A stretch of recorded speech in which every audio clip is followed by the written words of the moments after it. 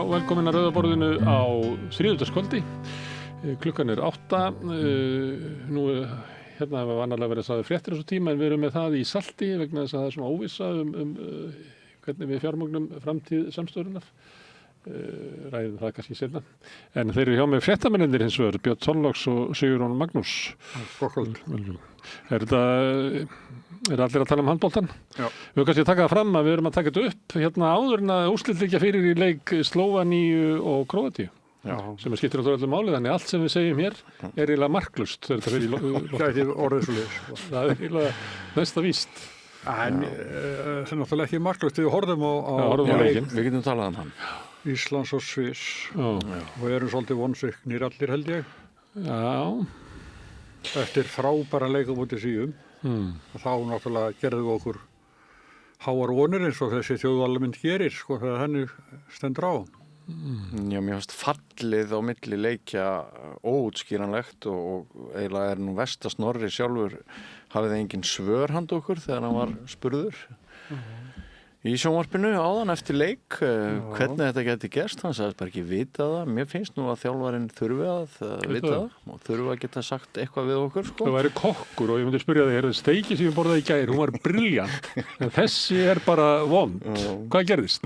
Og þú segir, ég veit það ekki. Það er ekki gott. Nei, mér að reyna að brosa af þessu, sko. Ég get deilt því með okkur, af því við erum bara 3 hérna, að ég man aldrei áður eftir því í handboltaleik sem að skiptir öllu eins og þessi leikur gerði, að ég sem sagt dró niður í hljóðinu þegar voru eftir 15 mínútur á leiknum og setti plötu á fóninn og hlustaði á Bach og horfði bara takmarkað á síðustu 15 því ég bara, mér ofbauð. Mér hafði ofboðið svo oft. Það voru svo mörg tækifæri til þess að gera betur í þessum leik. Við fengum svo marga sénsa, alltaf á eftir vörnin. Bara lagast inn, sko. Lagast inn, vörnin alltaf ömurleg, aldrei gert neitt til þess einhvern veginn að breyta henni eða bæta hana. Allir þessi töpuðu boltar, hræðileg framistæða hjá línumönnum. Bara, þú veist, þetta var svo... Þetta var náttúrulega vörnin fyrst og fremst, sko. Já, en þetta var óþekkjanlegt lið. Og svo eitthvað stress og taugaklub sem er mjög vera lýsandi þegar Björgur Páll reynir að kasta yfir völlin í 2 skipti. 2 skipti. Bara það. Við höfum unnið með 2 mörkum ef það farið inn. En það er sama. Það sýnir svolítið, sko, panikinn. Þú getur bara unnið eina sókn í einu, sko. En hann er náttúrulega, þú segir hann sé vanur sem hann er vissulega, hann er ískaldur og bara mér fannst margt orka tvímælis. Ég held að það sé búin að skora 40-50 mörk fyrir landsliðið. Já, en þarna kemur hann í spennuleik, ískaldur, lítið, þótt Gísli hafi náttúrulega verið búin að droppa svolítið í markvörslunum á undan. Mér fannst hann allt og lengi inn á. Já, allt og lengi inn á. Já, ég er ekki endilega vissum það. Sko, hann er það góður markvörður, ef hann er í einhverjum dánkafla, þá frittast bara alltaf vona þess að hann rökku í gírinn, sko. Hann er búin að vera 23 ári í landsliðinu. Nei, já, fyrir ekki. Ég nú er að rugla saman mönnum, sko. Ég hef með Viktor. Ég hef haft hann lengur inn. En sko, Bjöggi er náttúrulega búin að gleðja okkur í 23 ár. Og búin að skora 24 mörk, svo ég fletti því. 24 mörk, en ekki 42 eins og ég hef. En Viktor Gísli er okkar aðalmarkmaður og það var bara eitt af mörgu. Hann hefur bara valið vel í einu leik, það er nú þannig. Já, virkilega vel, sko. Já, hann var nú samt, hann tók nú allmarga bolta í dag. Við getum ekki kennt honum með tapið. Við áttum einn góðan mann sem var Gísli.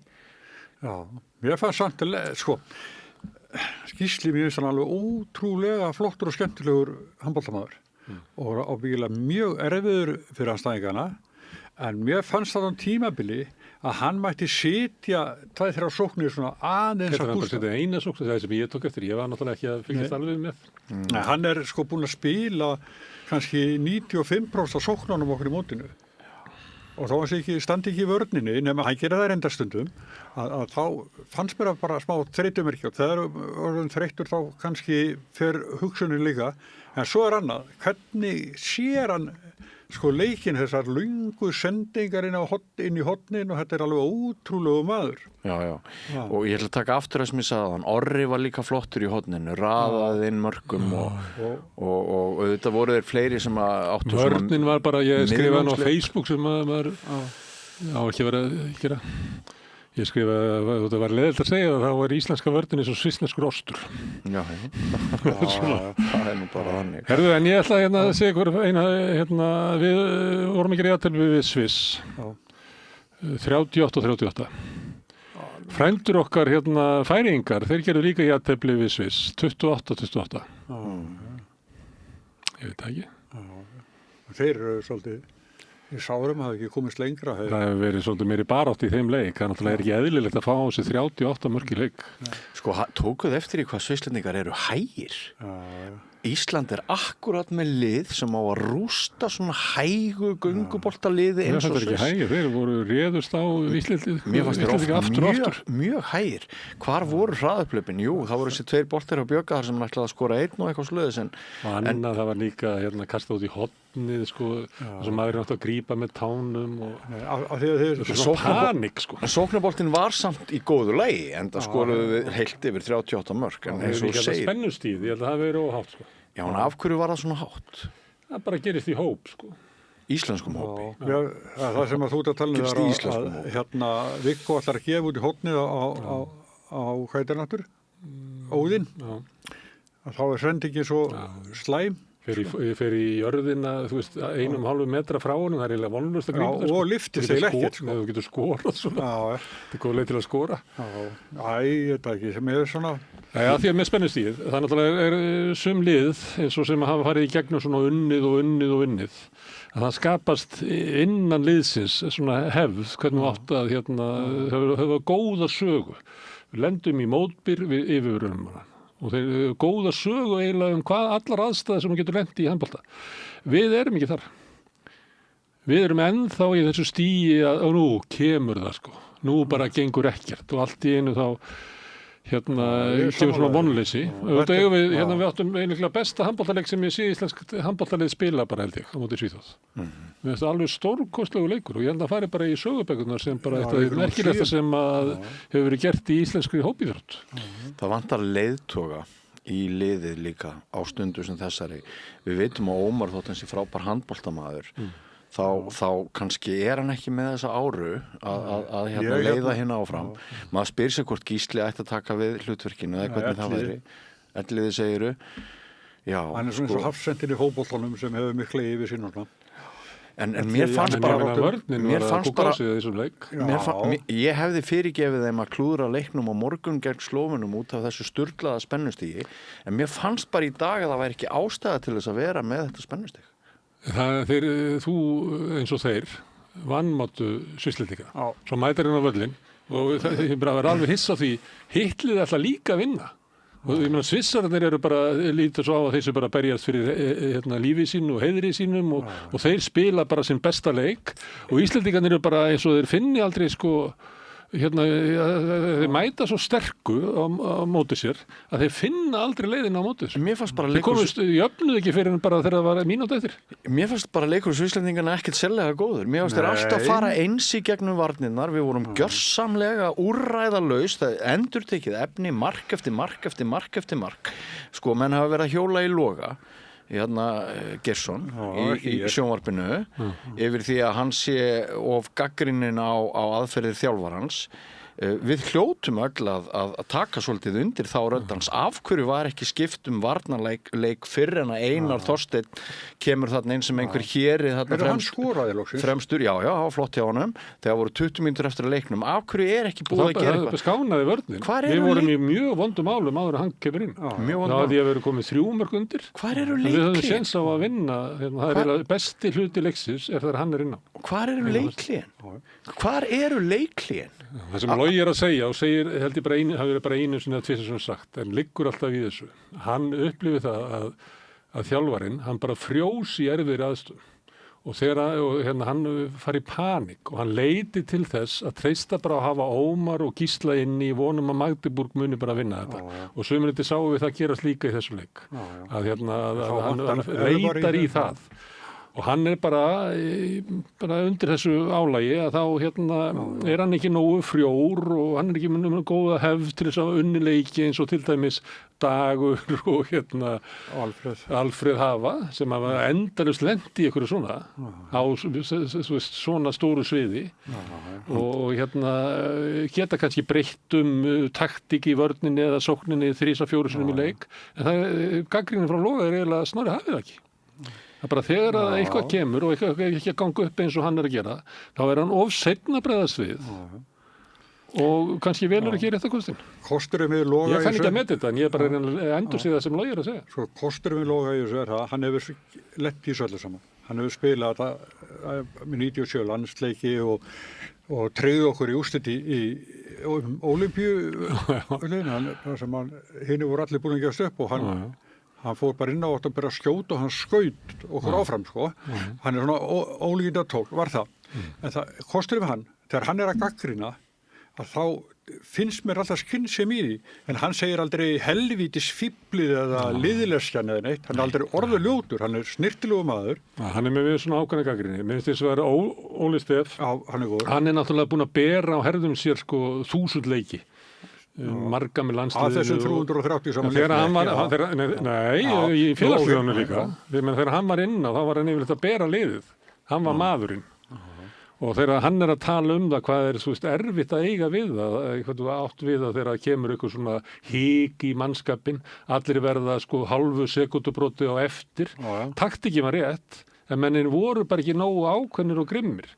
Og mér finnst langbest að hlusta á hann þegar hann er að lýsa þessu vegna þess að þetta er náttúrulega maður sem hefur borið ábyrgðina í handbolta í sko samflett í svona 1,5 ár sko.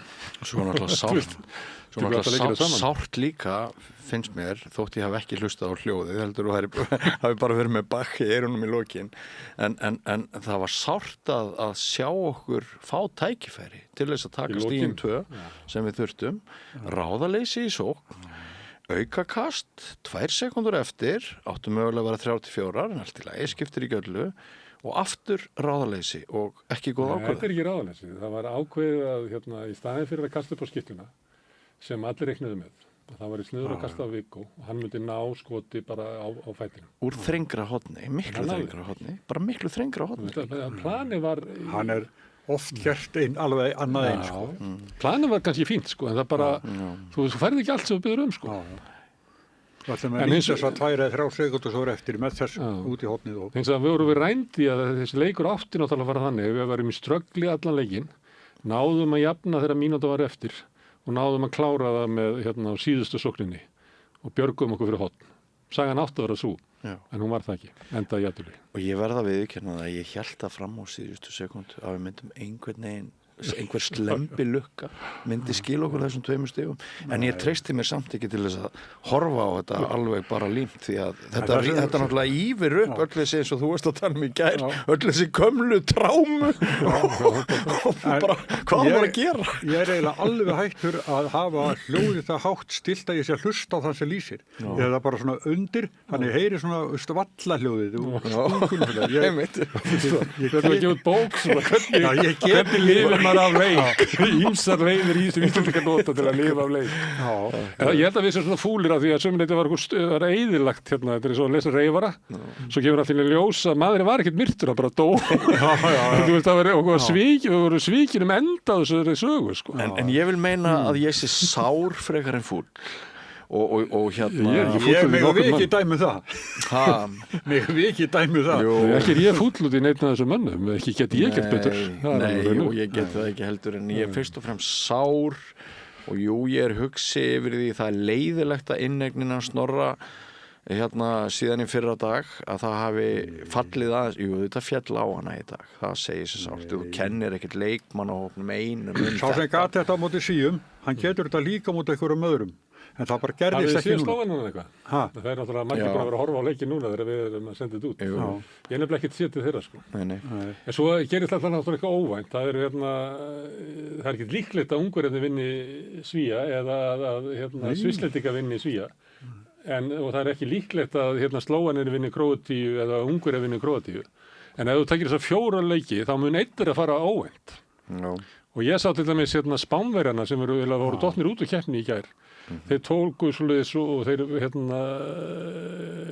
völduðu yfir Frakkland. Já, fyrrverandi heimsmeistar, ólympíumeistar. Ég hafði verið nýbúinn að sjá Frakkana sko, hvað var ég að sá, hérna, bara valta yfir Portúgal. Ég hafði líka séð á bara, Danirnir voru betri á móti þeim. Það er bara hörkulið Frakkandir, því að sumir eru að segja sko Frakkandir sem komið svona yfir hæðina.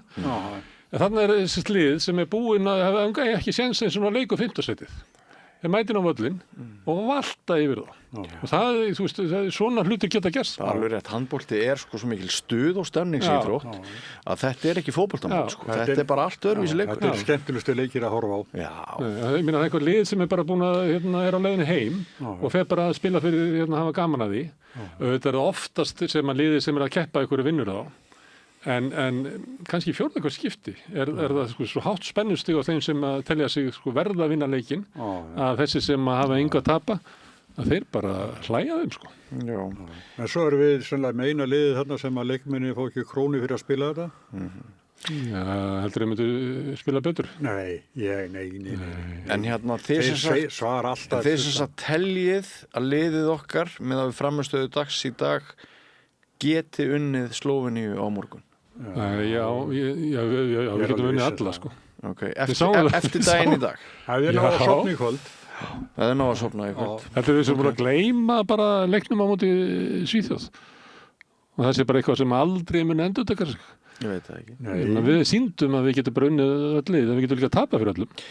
Ef það fer þannig að við komumst að minnstakosti í þá stöðu að keppa 5. sætið og sem ég held að sé sanngjarn niðurstaða. Ekki síst ef við myndum vinna þann leik og við myndum tryggja okkur beint inn í HM, þá verður þetta enn eitt móti til að læra af en við höfum samt sýnt fram á ákveðin árangur og vegur Snorra þá að HM næsta ár ætti að vera sæmilega greiður. Já, við þurfum að gera eitthvað í vörðinni. Við getum ekki farið í eitt móti viðbútt með Björgvin Páls sem markmann með 2.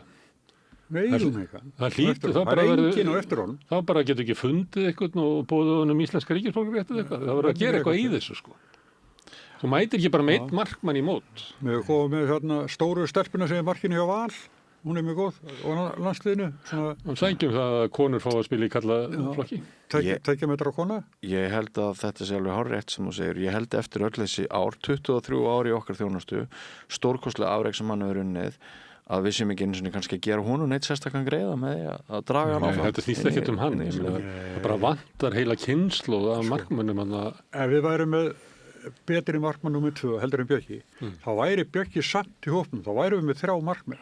Vegna þess að hann með svo mikla reynslu og hann smitar út frá sér. Jú. Þetta ekki gagnrýna hann, sko. Hvað hann? Nei, alls ekki. Hann 41 árs. 41 árs, þannig ég þetta næsta mót og getur ekki sagt að maður sem 41 árs í dag að vera áfram í lífinu. Nei, en hann sko, ég alveg viss það, hann típa, hann hefur mjög jákvæð áhrif með reynslu sinni og þekkingu. Og svo það með varnarleikin að við verðum að vera miklu betri í vörn. Já, miklu betri. Og ég held við þurfum að tefla fram fleiri en einu varnarkerfi. Ég held við ættum að prófa stundum að fara í 5-1. Ég held við ættum að bara jafnvel einhverjar aðra týpur.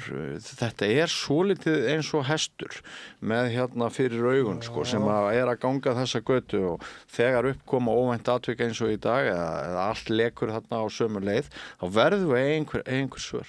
Já, við erum með hérna á móti Svíum var það Haukur Þrastason allinu bara stórkostlegur varnarmaður. Svo erum við með sem að skiptir líka máli að láta sko bakverðina við getum æft þeir eiga að æfa sig að verða betri í vörn. Það ekki bara að finna einhverja sko varnartröll sem eiga að sjá þetta, það ekki þannig. Það eiga allir að verða betri í vörn. Líka Gísli Þorgeir. Það verður bara að vera betri í vörn. En hann kemur sjaldan í vörnum. Það verður bara að vera betur. Auðvitað finnst engum þetta sko verra heldur en drengjunum sjálfum og Snorra, en það verður samt að hafa það og við verðum hér að reyna að ræða þetta bara án meðvirkni og þetta landslið og hérna þetta landsliðið okkar og svona og dagurinn í dag þetta var hræðilegu dagur. Og línumenn, við verðum að finna línumenn. Já, okkur vantar bara línumenn alveg. Því að það ekkert að hotnum í sjálfu sér og við stórkostlega menn hérna frammi bæði í gegnubrotum og við skittur og við hefum alveg frábæra sókn sko. Við vantar markmann, línumenn og varnarmenn ef við ætlum að vinna þetta. Við eigum varnarmenn að bara Elvar middur sko. Já. Við þurfum að eiga þá Já, að laga. við erum með Einar Þorstein, Ími og Elliða. Mér finnst eina staðan sem veikublettur hjá okkur vera línan og það kom mjög skýrt fram, sérstaklega fram eftir leik í dag, því miður. Þessi þrjú skot í Arnari, línni, sko. þessi þrjú skot í Arnari, sko, bara ótrúlega sorglegt, sko. Þetta þrjú skot, eða ekki, hann skot ekkert meira það. Nei. Hver? Arnar. Þrjú skot og skoraði ekkert. Já. Herðu, hvað ætlaði að gera í Við kvöld? ætlum að hafa í þættinum í kvöld, ætlum við ekki að hafa handbolta. Við ætlum að hafa hérna, Allt annað. Við skulum fara bara öfugt í þáttin, hérna aftast í þættinum að þá ætlar Björn að hitta Jónu Hlíf Halldórsdóttur. Já, Sem hver? hún er talsmaður listamanna og hún ætlar að fara aðeins koma inn á atriði nýri skýrslu bágan efnahag og mikið vinnuálag listamanna og hvernig þær aðstæður svo ákvörðun að verða listamaður fyrir ungt fólk að verða þyngri og þyngri erfiðari, bara kallar á meiri fátækt og svona meira hark. Það er ekki alltaf verið þannig. Hún segir þessi erfiðara núna heldur en hafi verið Ef þú þó pening áttu bara að vera venni í banka. Nokkuð Ef skeið. þú vera blankur þá getur ekki að listamör. Já, mann gerast ekki listamenn, sko. Þeir bara fæðast þannig að þeir fara þessa leið ekki til að hagnast á henni, heldur þetta er bara eitthvað svona sem stjórna ekki alveg, sko. Þetta er ekki rétt hjá þér, sko.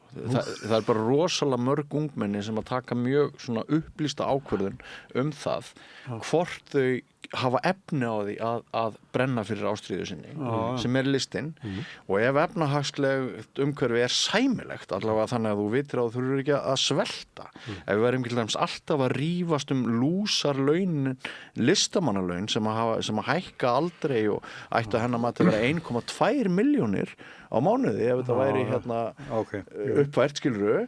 Ég geti þetta ofan í mig, en ég samt skil alveg hvað þú segja að sko þetta er bara kollun við hann og ræður ekki við hana. Já sko, sko það er alltaf einhverja veraldlegar aðstæður sem takast á við köllunina og við verðum hamingjusömmust þegar við getum svarað köllun okkar. Ykkar köllun var að verða fjölmiðlamenn og þið upplifið það aldrei að þið séu í vinnunni þegar þið eruð í vinnunni af því að þið brennir fyrir þessu og við viljum náttúrulega sem flestir Íslendingar séu þar.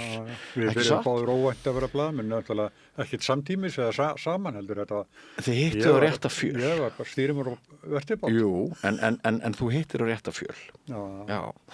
Og Jú. þannig að við erum bara mikið að tala um þetta efnahagslega umhverfi og hún ætlar að herja á sveitarstjórnarfólkið og vill setja menningu og listir í öndvegi og brýna fólk til svara. Það spyrir náttúrulega engin frambjóðendur hvað flokkarnir ætla að gera í menningamálum. Hún er nefnilega ætlar að fara að gera það, bara grjótart og við ættum að huga þessu í aðdraganda sveitarstjórnarkosningana að halda þessum merkamálaflokki. Án lista var í lífi grátt. Segðu þú. Það kemur til þín framkvæmdastjóri Rauða krossins, Sigurjón? Já, það er Gísli Ólafsson sem að mörg kunna muni eftir honum sem var þingmaður Pírata en hann var sem sagt áður hann var þingmaður þá var hann meðal annars stjórnaði alþjóðlegri rústaleitinnastöð á Haítí muni eftir þar og Gísli er mjög reyndur bæði í þessu hann er svona rústabjörgunarfræðingur það hans sérsvið og stjórna þar sem er alþjóðlegri sveit, hann tekir þetta og við tölum það rústabjörganir og þegar þeir náðu bara 3 konum út úr rúst aðri dóu, ég spurði nú ekki hversu margir en hann sagði síðasta kona þegar heyrðu bara þegar held að þetta væri búið var búin að bjarga 2 þá heyrðu þeir hróp og þeim tókst eftir mikil erfiði að ná þriðju konunni og þegar ég segi en er þetta ekki ömulegt sundrifin lík og þá segir hann, jú, ég man bara til konunni sem við björgum hann þessari þriðju ég get ekkert verið að gera með hitt og það er bara ánæginn síðan er það ræðum við líka það er allir að herða móttöku flóttamanna og flóttafólks en hvað hefur þá dregið úr eru þá færri sem eru á flótta? Nei, aldeilis ekki. Aldrei verið fleiri og vandræðin alltaf meiri og meiri. Og meðan að við einar velmeðandi þjóðir gera þetta, að þá bara hleðst upp hitt vandi þessa fólks. Og svo svona eins og hjálparsíminn og sjálfsvíginn og þetta meira. Þetta Þið farið víðan völl Rauða krossinn og stórhans. Já, Gísli fínn viðmælandi. Þú ætlar að tala gervigreind við Stefán Atla Rúnarsson. Já, hann kemur hér og ræðir sérstaklega stjórnmál og gervigreind, svona hvað ber að varast og hvaða tækifæri í þeim efnum og þetta áhugaverður náungi, þetta svona ungur businessmaður sem að hann hefur verið að vinna svolítið fyrir Framsókn og en hann samt ekki einhliða bjartsýnn á það að við tökum gervigreindina eða vélvitið eins og mér finnst gott orð í okkar þágu. Hann dregur líka upp sviðsmyndir þar sem að gervigreindin eyðir mannkyninu og eyðir veröldinni. Þannig að það smá djús í því. Við ættum náttúrulega að vera að fjalla gervigreindina og sem við erum reyndar mikið að gera í hver einustu viku. Þetta breytist bara dag frá degi, hugmyndir okkar og hún sjálf. Þú hefur nú fjallað töluvert þessi mál, Smári. Ég hef talað við þennan mann áður. Já. Það ekki svona hálfgerður sölumanns típa. Að selja námskeið með gervigreind. Jú, ég sagði hann nú fyrir viðtalið að þetta ekki þannig viðtalið. Ég held að við höfum alveg komist fram handan sölumann. Ég manna bara því að þetta hemjan í viðtalinu, það var ekki að yfirgýraði að selja námskeiðin sín. Sem bara, þið kannist við það. Hann fór á Dale Carnegie námskeið, þennan okkur sem breytti öllu. Já, ég minni að hann hefur alltaf sagt Gunnar.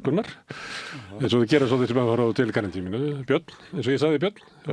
En flottur gæi. Já, herðu, það var búin margbóðað morð kannski að einu sinni í svonum Egils þá var ég með svona umræðu íslenska menningu í seinni hlutunum og boðaði það að ef það gengi vel að þá myndum við halda þessu áfram og það bara svona farið bara út af ýmsum ástæðum þá hefur þetta ekki alveg farið í ganga. Ég ætla að byrja núna í kvöld. Þá fæ ég hingað Björn Þorsteinsson sem heimspekingur, Viktoríu Blöndal sem höfundur og leikstjóri og Auði Jónsdóttir sem rithöfundur og blaðamaður og Atla Bollason sem listamaður, rýnir og ég held að hann vilja láta kalla sig eilífðar amatör. Og við ætlum að tala íslenska menningu á viðsjárverðum tímum, svona ýmsa þættir það. Þetta svona hugmyndin náttúrulega svo að tala eiginlega samfélagið og breytingarnar sem eru að gangi í gegnum bara með svona aðeins öðruvísi sjónarhorni að horft út frá menningunni og sömuleyti listum og svona frekar pólitíkinni eða efnahagsmálum eða þið kannast við þetta. Og ég hef grunum að þetta verði mjög fjörugt og skemmtilegt. Já, frábært. Það er svo þetta líka það eins og við erum alltaf að leika okkur við að svona endurnýja samtali með einhverjum hætti að samtali þurfi ekki alltaf að vera eins. Það sé svona sterilt, svona hefðbundna kastljós samtal. Þannig að með þetta líka verður svona hluti af þeirri tilraun að taka svona fólk svona sem hefur kannski báða fætur í svona menningarheimi og fá það til þess að tala hitt og þetta. En áður en því kemur þá ætlum við að fara á hún í jörðina. Þorvaldur Þórðarsson, hann eldfjallafræðingur og hugsaður eins og eldfjall. Já, og talaði... Og gís eins og eldfjall, eða ekki? Talar eins og eldfjall í þessu viðtali sem við ætlum að senda út í kvöld. Hann kom mér mjög óvart. Ég held að við værum bara að fara að ræða líkurnar á kannski einu gosi enn og hvort Reykjaneseldar myndu síðan lognast út af.